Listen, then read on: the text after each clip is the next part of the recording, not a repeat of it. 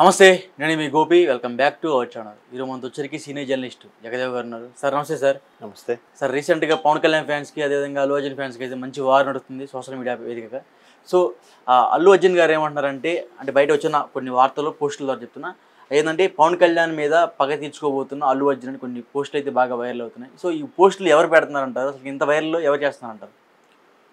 ఇది ఖచ్చితంగా fans association వాళ్ళే, లేదా ఊరికే తగిలించి తమాషా చూసి ఎంటర్టైన్మెంట్గా ఫీల్ అయ్యే వాళ్ళు నారదులు ఉంటారు కొంతమంది. ఆ నారదులు చేసే పని నేను అనుకుంటున్నాను.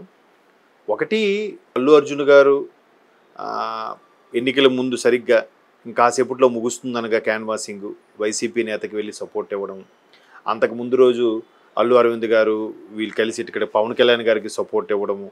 అదేంటి తండ్రి అటు వెళ్తే కొడుకు ఇటువైపు వెళ్ళాడు, పైగా మొదటి నుంచి కూడా పవన్ కళ్యాణ్ అంటే అల్లు అర్జున్కి నచ్చదు, ఇట్లా లేని అదిగో పులంటే ఇదిగో తోక అన్నట్టుగా వీడు కనబడలేదు. అదిగో పులంటే తోక చూశాను అంటాడు వీడు ఊరికే. ఒకటి, వ్యూస్ కోసమో రేటింగ్స్ కోసమో నడుస్తుంది. బట్ ఆయన అంత ఓపెన్గా ఆ వైసీపీ నేతకి వెళ్ళి కలవడం కూడా ఆ సమయంలో సరైనది కాదేమో అని అనిపించింది. మరి కొద్దిగా ఫ్యాన్స్కి ఊతమిచ్చినట్టే అయింది కదా. ఇంకోటి ఏంటంటే, ఆయన ఇప్పుడు చాలామంది ఎట్లా చెప్తారంటే, నేషనల్ స్టార్ అయిపోయాడు కదా, ఇంకా చిరంజీవి పవన్ కళ్యాణ్ ఎవరు అవసరం లేదు ఆయనకి, ఆయన ఓన్గా ఒక ఎరా క్రియేట్ చేసుకున్నాడు కాబట్టి ఆయన స్టార్ అయిపోయాడు, నేషనల్ స్టార్ అయిపోయాడు, పుష్పతోని అవార్డు కూడా వచ్చేసింది, అందుకే ఇలా అవన్నీ పట్టించుకోవట్లేదు. అంటే పవన్ కళ్యాణ్ ఫ్యాన్స్ వల్లే ఆయన సినిమా పోస్ట్ పోన్ చేసుకున్నాడు అని కొన్ని వార్తలు బాగా హైలైట్ అవుతున్నాయి. అవును ఆగస్టులో 15th ఎప్పుడు రిలీజ్ చేద్దాం అనుకుంది, డిసెంబర్ పోస్ట్ పోన్ చేశారంట. ఒకటి, పోస్ట్ ప్రొడక్షన్ వర్క్స్ కానీ, డిఐ కానీ, లేదంటే మ్యూజిక్ కానీ, ఇంకేమైనా బ్యాక్గ్రౌండ్ స్కోరు, ఇట్లా ఏవో డబ్బింగ్ రకరకాల ఇబ్బందులు ఉంటాయి కదా. అవన్నీ అయినప్పుడు మళ్ళీ ఒకసారి ప్రివ్యూ చూసుకోవడము, డిస్ట్రిబ్యూటర్లకు చూపించడము, లేదంటే దాన్ని ఏమంటారు ఓటీటీలకు అమ్ముకోవడం, ఇవన్నీ బిజినెస్ మార్కెట్ ఇవన్నీ ఉంటాయి. అలాంటి విషయంలో ఏదైనా క్యాలిక్యులేషన్ తేడా వచ్చి, పైగా వీటన్నిటికీ మించి లెక్కల మాస్టర్ సుకుమార్ గారు ఉన్నారు కాబట్టి ఆయనకేమో సాటిస్ఫై అవ్వక మళ్ళీ కొన్ని రీషూట్ చేయడం, అట్లాంటి సందర్భాల్లో ఏమైనా పోస్ట్ పోన్ అయితే అయ్యుండొచ్చు. కానీ పవన్ కళ్యాణ్ ఫ్యాన్స్కి భయపడి పోస్ట్ పోన్ చేశారని నేను అనుకోవట్లేదు. అది అనుకోవట్లేదు ఎప్పుడో, ఇది కూడా జరగదని నా ఉద్దేశం. అదే వీళ్ళు పవన్ కళ్యాణ్ ఫ్యాన్స్ మీద బన్నీ ఫ్యాన్స్ కసి తీర్చుకుంటారు అనేది. బట్ ఊర్లలో మాత్రం అలాగే ఉంటుందండి. ఇప్పుడు ఏమో తెలియదు అండి, చిన్నప్పుడు ఇట్లా వింతగా చూసేవాళ్ళం, చిరంజీవి గారి ఫ్యాన్స్ బాలయ్య గారి ఫ్యాన్స్ ఆర్గ్యూ చేసుకునేవారు. మీరు అబ్జర్వ్ చేయండి, ప్రతి సంక్రాంతికి చిరంజీవి గారి సినిమా బాలయ్య గారి సినిమా ఉండేది మ్యాక్సిమం 1 or 2 days మ్యాక్సిమం అలాగే ఉండేవి. బాలయ్య గారి సినిమా హిట్ అయితే చిరంజీవి గారిది ఓ మోస్తరుగా ఆడేది, చిరంజీవి గారిది హిట్ అయితే బాలయ్య గారిది ఓ మోస్తరుగా ఆడేది. అట్లా కూడా జరిగేది. ఫ్యాన్స్ మధ్యలో ఆ పోటీ అనమాట, అబ్బా మీ వాడు రాడ్రా, మా వాడు సినిమా సూపర్ రా, ఇలాగ మాట్లాడుకున్నారు ఫ్రెండ్లీగా.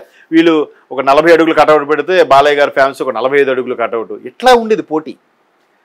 సో ఇప్పుడు ఏంటంటే, పవన్ కళ్యాణ్ బన్నీ అంటే ఒకే కుటుంబానికి చెందిన వ్యక్తులు, అంటే ఒక సొంత రిలేషన్స్ ఉన్నవాళ్ళే కదా. ఇప్పుడు సురేఖ గారికి స్వయాన మేనలుడు బన్నీ, సురేఖ గారికి స్వయాన మరిది పవన్ కళ్యాణ్ గారు. ఎవరు పై వాళ్ళు అంటే ఎవరిని వదులుకోవట్లేదామా? ఎవరు వదులుకోరు కదా. ఆవిడికి చిరంజీవి గారు చాలా సందర్భాలు చెప్పారు, నాకు నా రామ్ చరణ్తో కళ్యాణ్ బాబు అంతే, ఎందుకంటే కొడుకులా ట్రీట్ చేశాడు ఆయన. ఆవిడ కూడా కొడుకులాగా చూసుకుంది, మరిదిలాగా చూసుకోలేదు. అంటే ఇది చాలా సందర్భాలు పవన్ కళ్యాణ్ గారు కూడా చెప్పారు. మా అన్నయ్య వదిన ఇంటికి పెద్దవాళ్ళు ఎప్పుడు ఆ బాధ్యతగా ఉంటారు, వాళ్ళు ఒక్కరు ఉంటే మిగతా ఫ్యామిలీ అంతా సెట్ అయిపోతుంది. అంటే పవన్ కళ్యాణ్ గారు రిక్వెస్ట్ అంటారా, లేకపోతే అల్లు అర్జున్ గారు రిక్వెస్ట్ అంటారా సురేఖ గారికి? అలా వాళ్ళ చెప్పలేమండి, ఎందుకంటే అది ఆమెకు సొంత కన్నవారి వైపు కాబట్టి ఇటు రిలేషనే ముఖ్యం కదా. పైగా పవన్ కళ్యాణ్ గారి ఇమేజ్ ఎక్కడండి? అట్లాగా సార్, అంటే కొన్న కొడుకులా పెంచింది కాబట్టి, సో అలా రిలేషన్ ఎక్కువ ఉంటుంది. ఉంది కదా, ఉంది కాబట్టి ఆవిడ మొన్న ఎంకరేజ్మెంట్ కోసం మళ్ళీ వెళ్ళారుగా, ఇంకా క్యాన్వాసింగ్ పూర్తవుతుందనగా ఆవిడ, అల్లు అరవింద్ గారు, రామ్ చరణ్ గారు వెళ్ళారు కదా. నిన్న ప్రమాణ స్వీకారం కూడా స్టేజ్ దగ్గరికి వెళ్ళారు కదా, ప్రమాణ స్వీకారం ముందు వరుసలో కూర్చొని ఉన్నారు కదా. తర్వాత గెలిచిన తర్వాత ఫస్ట్ వెంటనే వెళ్ళి వదిన గారికి కాలు దండం పెట్టారు కదా. ఆయన చిరంజీవి పెట్టారు, ఈయనకి పెట్టారు. ఆత్మీయ ఆలింగనం అసలు చాలా ఎమోషనల్ వీడియో అది. ఇంతకుముందు కూడా మనం ఒకసారి మాట్లాడుకున్నాం.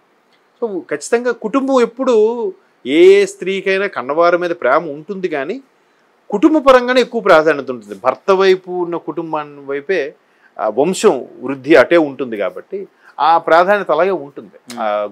మెట్టినీళ్ళలో పేరు తెచ్చుకుంటేనే గౌరవంగా ఫీల్ అవుతుంది ఏ స్త్రీ అయినా కూడా. సో అది వేరే సబ్జెక్ట్లేండి.